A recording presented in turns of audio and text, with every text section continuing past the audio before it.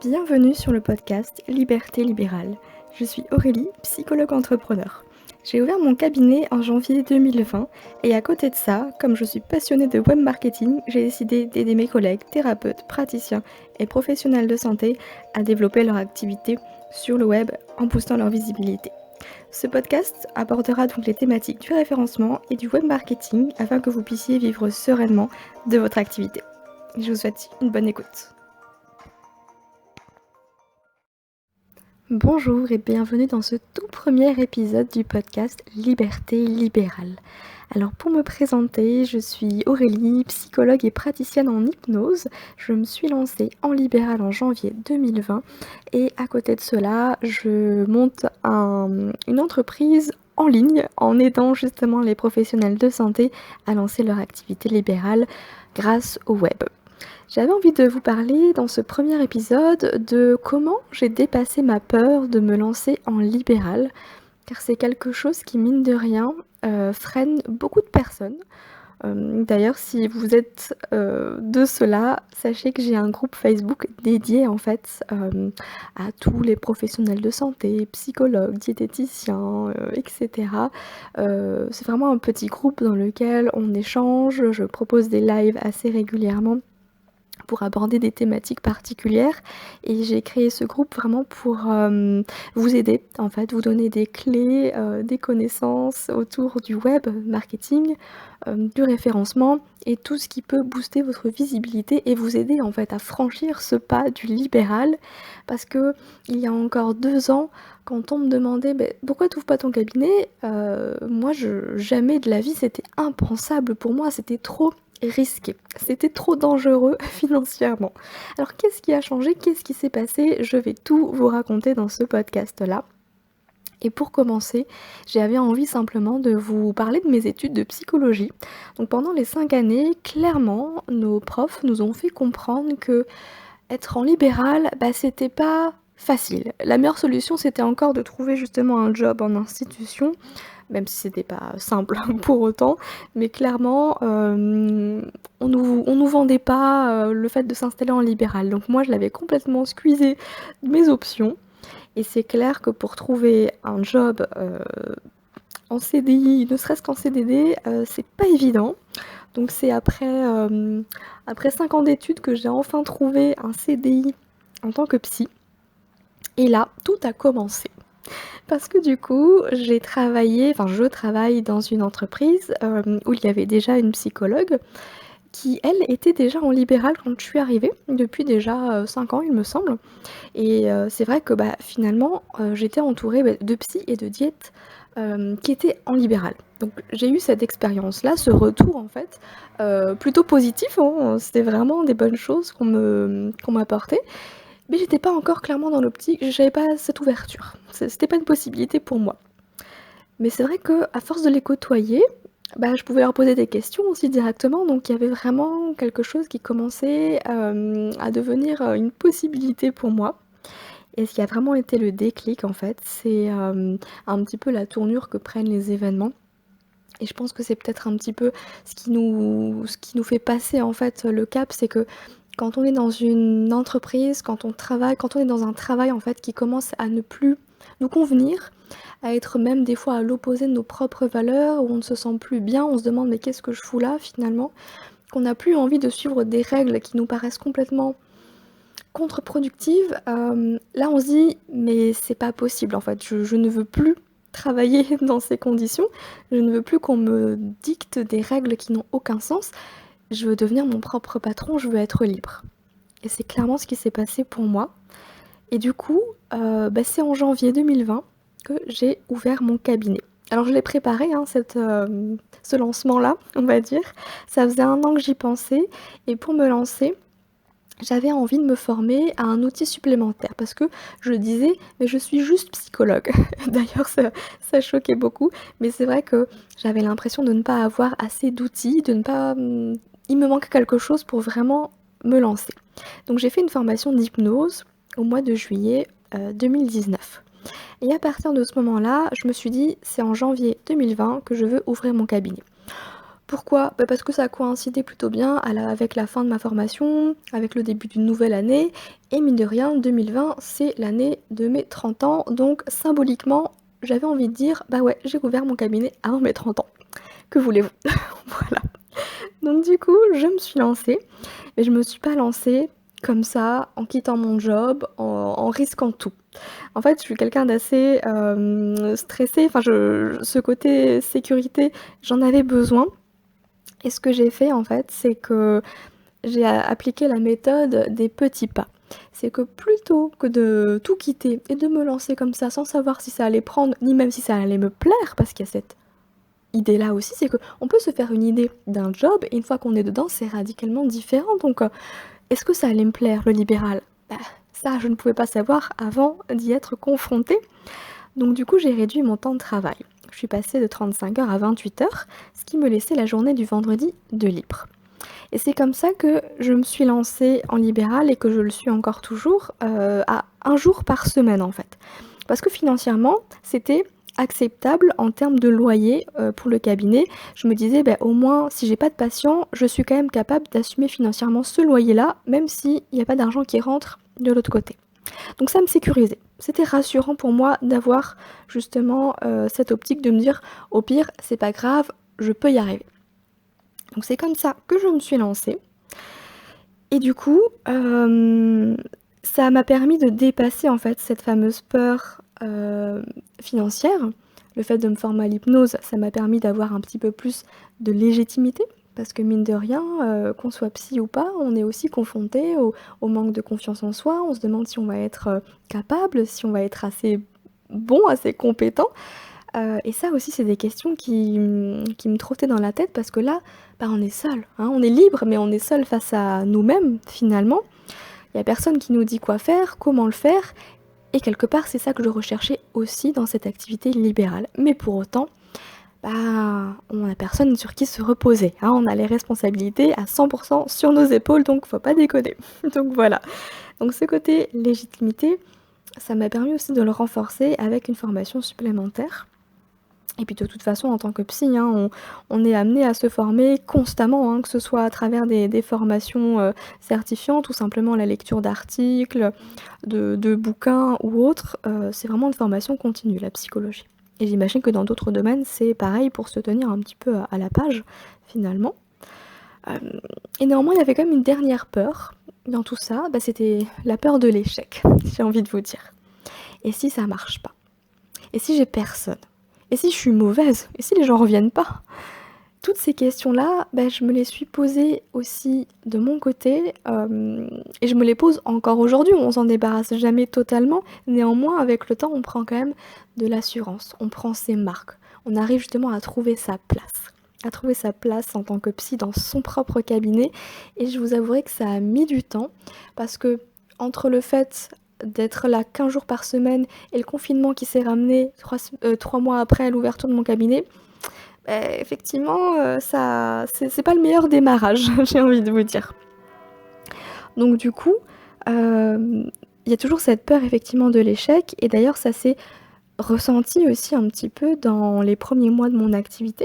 C'est que, mine de rien, on est en libéral, mais il faut savoir qu'on a le statut d'auto-entrepreneur ou le statut d'entreprise individuelle. Mais en tout cas, on a le statut un peu de chef d'entreprise quelque part. On n'est pas juste psychologue, on est son propre patron. Donc vous voyez, il y a une autre dimension à gérer aussi là-dedans. Il y a la dimension financière, il y a la dimension aussi on va toucher à tout en fait. On va toucher à la comptabilité, on va toucher, bah, justement aux réseaux sociaux, à tout ce qui est référencement, créer un site web et cetera. Pour être visible, pour se montrer davantage, pour dire: «Eh, je suis là, je me suis installée, coucou, venez me voir». Donc c'est hyper enrichissant parce que du coup, on apprend constamment. Alors j'avais un petit avantage puisque ça fait des années que je baigne dans ce côté marketing digital, dans ce monde du web. J'avais déjà touché un peu à l'entrepreneuriat il y a quelques années, mais sans me rendre compte vraiment de ce que je faisais, de l'importance voilà, de ce que ça voulait dire. Alors qu'aujourd'hui, j'en ai pleinement conscience et j'en suis plutôt fière justement d'avoir, mis un pied là-dedans. Et quand on est entrepreneur, ce qu'on nous dit pas, c'est de, travailler son mindset, son état d'esprit. Parce que oui, il y a la technique, il y a tout ce que vous voulez, le côté, voilà, les outils et compagnie. Mais moi, je suis d'avis, de ceux qui pensent qu'en fait, c'est l'état d'esprit, ça va représenter 80 de votre réussite. Forcément, si vous vous lancez en vous disant: «Mince, mais j'espère que ça va marcher, j'ai trop peur de me planter», enfin, vous voyez, d'être concentré H24 sur le négatif, de pas croire en votre projet, de pas croire en vous, à votre avis, qu'est-ce qui va se passer? Vous allez baisser les bras très rapidement. Vous allez pas être déterminé. Vous allez vite vous laisser submerger par les moindres difficultés.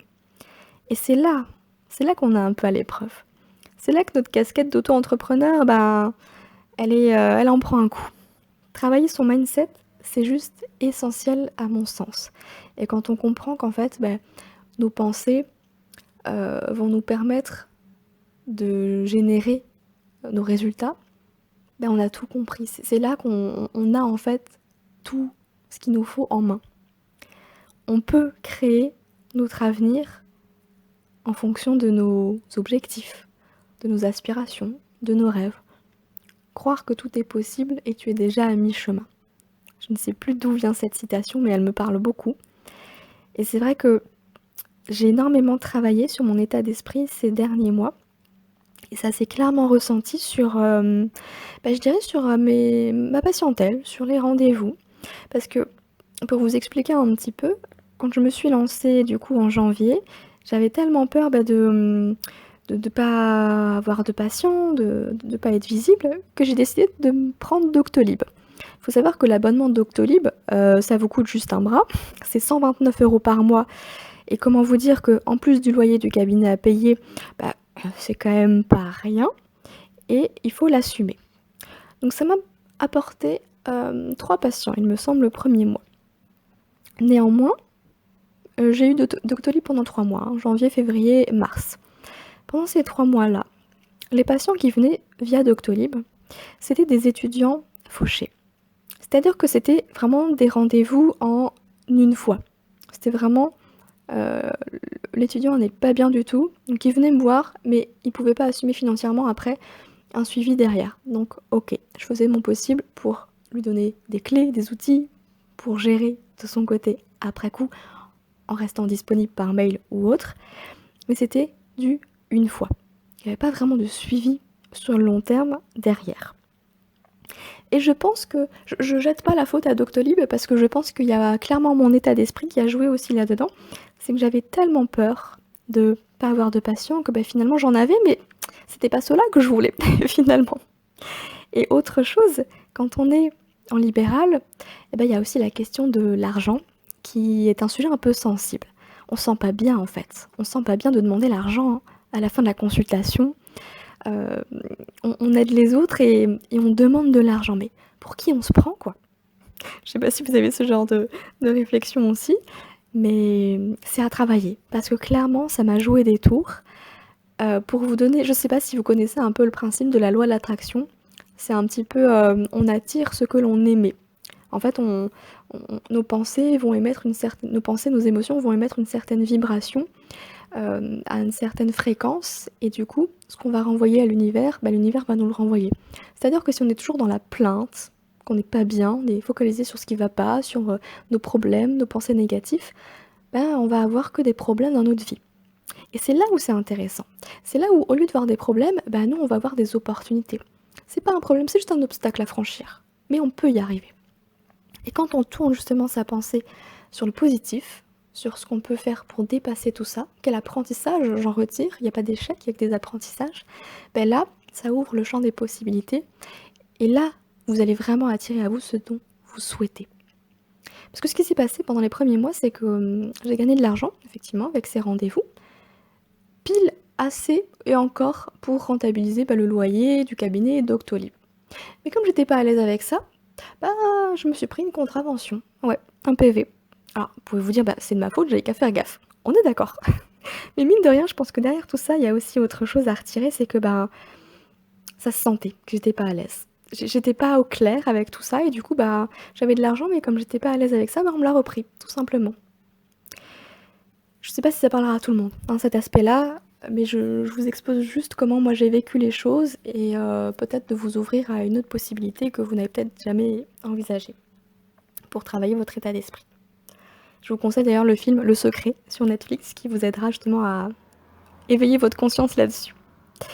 Donc mine de rien, après le déconfinement, quand j'ai pu réouvrir mon cabinet, là ça a commencé à bien marcher.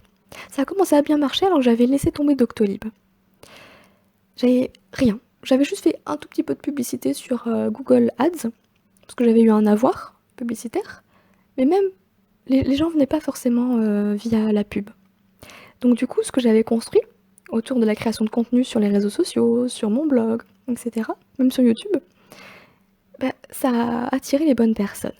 Quand je dis attirer les bonnes personnes, c'est que j'ai eu des patients qui sont aujourd'hui des patients réguliers, que je vois soit 2 fois par mois, soit 2 fois par mois, soit 1 fois par semaine. En tout cas, c'est des patients sur le long terme.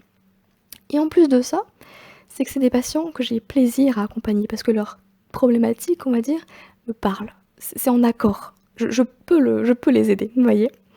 Et ça, c'est vachement important et je pense que clairement, le travail de mon état d'esprit m'a aidé à développer mon activité dans le bon sens, de l'amener là où je voulais l'amener. Et c'est pas évident parce qu'au début, quand on démarre, bah, on sait pas trop ce qu'on veut, on tâtonne en fait et c'est totalement normal. Donc n'hésitez pas à vous poser les bonnes questions avant de vous lancer. Parce qu'il y a aussi finalement cette idée d'être libre. Mais moi, je parlerais plutôt de fausse liberté. Parce que mine de rien, ok, vous êtes votre propre patron, vous gérez vos propres horaires, mais si vous avez trop peu d'horaires de disponibles, ou en tout cas des horaires plutôt en journée et rien en soirée, ça limite aussi un peu les choses, parce que les patients qui travaillent ne pourront pas venir vous voir. Ça c'est ok, il n'y a pas de souci, vous faites ce que vous voulez, mais quand on débute, on a souvent tendance à ouvrir des grandes plages horaires pour être sûr d'être disponible pour qui a besoin sur le moment. Mais moi, il m'arrive d'avoir des rendez-vous à 9h le matin et puis de repartir au cabinet parce que j'ai un rendez-vous à 19h. Donc question liberté, on n'y est pas encore, vous voyez. Mais forcément, on est obligé de passer par là pour construire quelque chose de pérenne sur le long terme. Donc posez-vous les bonnes questions. Pourquoi vous voulez vous lancer en libéral? Quelles sont vos motivations? Quoi qu'il en soit, si vous avez vraiment envie de vous lancer mais que vous avez peur, juste adoptez la méthode des petits pas. Vous n'êtes pas obligé de quitter votre job. Baissez peut-être simplement votre contrat pour avoir un jour de disponible ou même pas. Prenez simplement le samedi matin. Comme ça, vous pouvez bosser la semaine et du coup ouvrir votre cabinet le samedi matin. Ça vous fait du plus. Et si ça marche bien, du coup vous réduisez votre temps de travail et puis vous offrez davantage de disponibilité à votre cabinet. Et ça, moi je trouve que c'est vachement rassurant en fait, sécurisant parce que du coup on avance à notre rythme et surtout on peut voir si finalement ça nous plaît vraiment ou pas, si on a envie de continuer dans cette voie ou pas. Et ça, on n'est pas enfermé parce que c'est pas parce qu'on ouvre son cabinet que maintenant on est coincé à vie, on est obligé d'accompagner les patients. Non, si vous avez envie d'arrêter à un moment donné, il suffit simplement de réorienter. Pensez aussi à vous. Si vous ouvrez votre cabinet, c'est avant tout pour vous. Il y a quelque chose qui vous anime là-dedans. Donc qu'est-ce que c'est? Et c'est ça finalement votre motivation pour vous lancer. En tout cas, voilà, ça c'était la mienne, le désir de liberté, puisque je ne me retrouvais plus dans mon activité salariée. J'avais besoin de quelque chose qui m'appartenait, qui me ressemblait davantage. Et je prends de plus en plus plaisir finalement dans mon activité libérale, à tel point que j'ai même pensé à avoir un deuxième jour. Bon, c'est pas encore d'actualité, mais en tout cas ça me trotte dans la tête et à voir un petit peu comment les choses évoluent. Eh bien écoutez, je vous ai parlé un petit peu de toutes ces idées pour dépasser sa peur de se lancer en libéral, la peur financière, de l'échec, de la légitimité. Et puis oui, va falloir travailler aussi sa confiance en soi, parce que mine de rien, c'est pas toujours évident, hein, c'est vraiment une nouvelle aventure, donc on peut aussi douter de ses capacités, mais on prend sa place au fur et à mesure. Au début, on tâtonne. L'une de mes collègues m'avait dit, on va pas se mentir, hein, nos premiers patients, c'est un peu nos cobayes. Alors bien sûr, on fait pas n'importe quoi. Mais on n'est pas aussi à l'aise qu'au bout du 10e ou du 50e patient, ce qui est normal, j'ai envie de dire. Laissez-vous une chance et puis je suis sûre que vous allez y arriver. En tout cas, moi j'étais ravie de partager mon expérience avec vous. Et si vous avez envie d'échanger, d'en savoir plus, n'hésitez pas, je reste disponible sur les réseaux sociaux et par mail, comme d'habitude. En attendant, moi je vous dis à très vite, prenez soin de vous, à très bientôt.